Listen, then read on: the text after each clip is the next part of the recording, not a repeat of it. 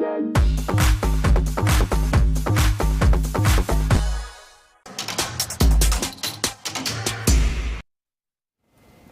what a comeback from KKR. You thought RCB had this game when they had Andre Russell and Ramonullah Gurbaz back-to-back. KKR were losing wickets in pairs in the first half. They were 89 for 5 in 12 overs. Well, in came Shardul Thakur and the game changed completely. A partnership of 103 of 47, the third century stand of this year's IPL. The first two being Faf and Kohli and Conway and Ruturaj. This, therefore, has to be the unlikeliest century stand you'd think of. Shardul Thakur and Rinku Singh have given KKR 204 batting first after RCB put them in. Only 3 batters got to double figures, and with the help of 23 extras, KKR have managed 204. What a bizarre innings. Deep Das Gupta and Tom Moody, as we look back at it on ESPN Cricket for T20 time out. Give me your first thoughts on what we've just witnessed. Is that just one of the great IPL, I can't call it a cameo anymore, but certainly innings from Shardul Thakur? Tom? It was an outstanding innings. But first I'd like to touch on RCB and how sloppy they were.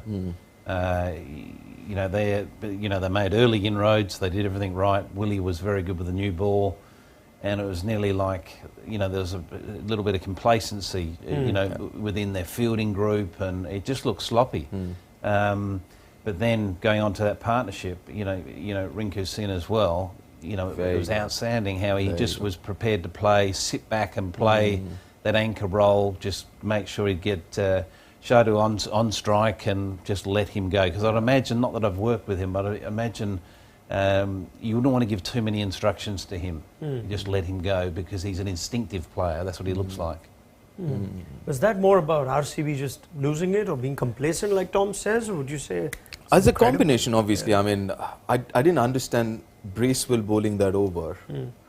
They had other options. In the end, Harshal ended up bowling only 3. Could have easily got Harshal there for an over and then finished with the 2 at the end. That was kind of surprising. But what an innings. I mean, there's a reason why he was traded at that amount.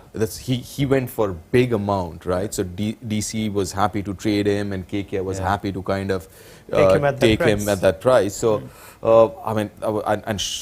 listen, against New Zealand as well, he looked in good nick, the ODI series. So, yeah. We've seen cameos, though, from Shardul, and we know he is primarily a bowler who can get you runs.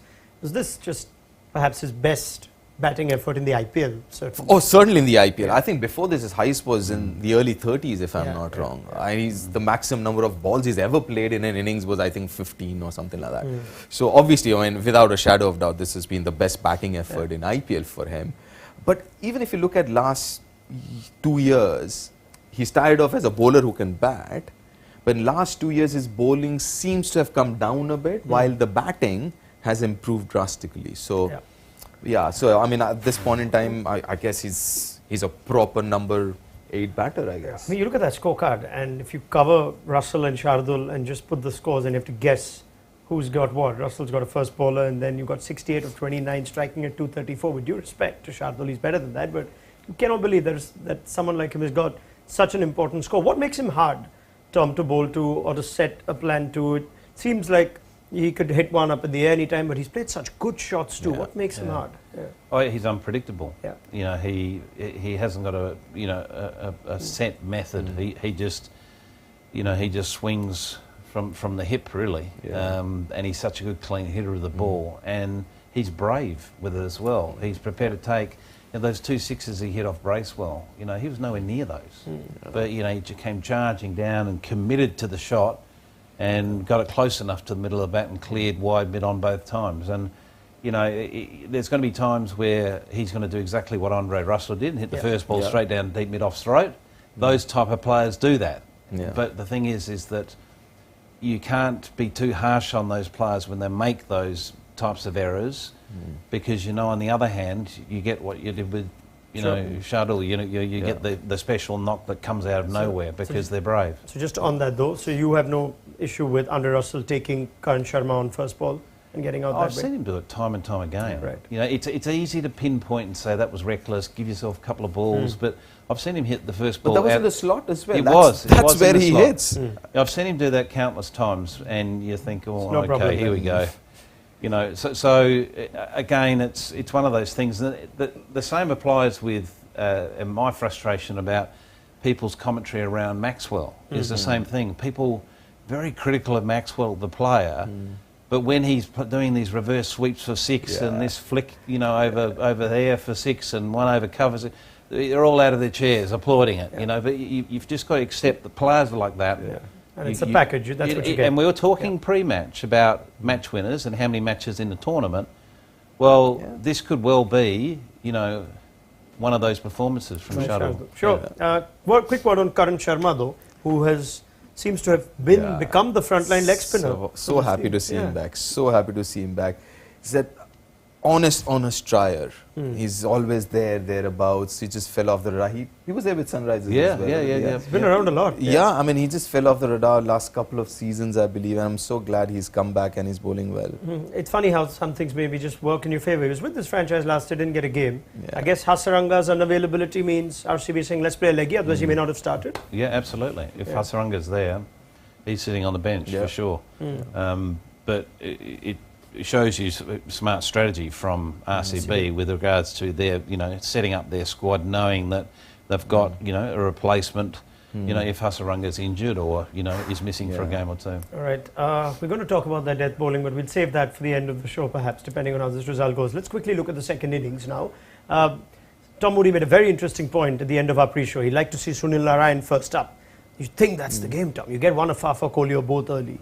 So would you like to see Narayan with the new ball? Well, Narayan's one of the best bowlers that the IPL's seen. You know, he's extraordinary. You know, he's probably hasn't got the same strike rate as he's had historically, but he's certainly a very, very fine bowler. And for KKR to win this match, they need to take early wickets. They need to get into that middle order. So he's one of your best bowlers. If not your best bowler, get him in. 7 times he's dismissed Maxwell, Kohli and Faf du Plessis. All of them are striking either just about on a ball or less. So that is his record. True, I mean, and also the fact that he's more dangerous, I believe, when the batters are trying to get after him, go after him. And that'll have to happen now with 10 over with 205, so obviously you would expect batters trying to, you know, whatever, maximize every ball. So. All right, you know what, we're going to save this for the end of the show. There's going to be a lot to discuss. Plenty of moments, the Ramonola Gurbaz 50, the use of bowlers by Faf du Plessis. We're going to save that for the post-match analysis. Let's get a quick prediction. Deepdas Gupta, you think KKR will defend this? I don't know. I have a feeling they might actually. Yeah, KKR then? Tom? Yeah, I'm on KKR. All right, brilliant. Tom Moody and Deepdas Gupta both believe KKR have it in them to what we can certainly call is pull out an upset win, given the circumstances with which both teams entered into this game. Should make for a cracking game if RCB even get close. And let's have a chat about it on ESPN Cricket for T20 timeout once we're done. Download our mobile app, get to the App Store and Play Store. We'll have you covered with the very latest. And we look forward to a thrilling post-match chat with Tom and Deep. So do join us then on ESPN Cricket for T20 timeout.